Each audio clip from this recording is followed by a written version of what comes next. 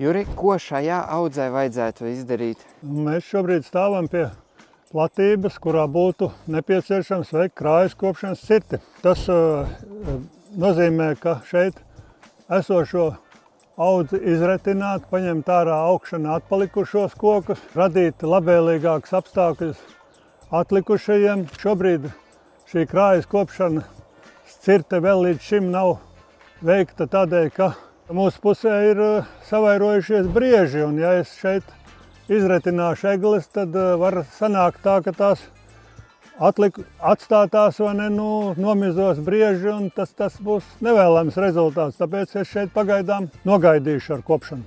Ko brieži izdarīs? Brieži šādas egles mēdz nomizot. Ja mēs ieietu tur iekšā paskatītos, tad mēs jau varētu atrast, kur jau viņi ir pagrauzuši. Ja jums interesē meža īpašuma pārdošana, cirsmu pārdošana, meža apsaimniekošana, ir iespēja saņemt piedāvājumu no uzņēmuma Dižozols.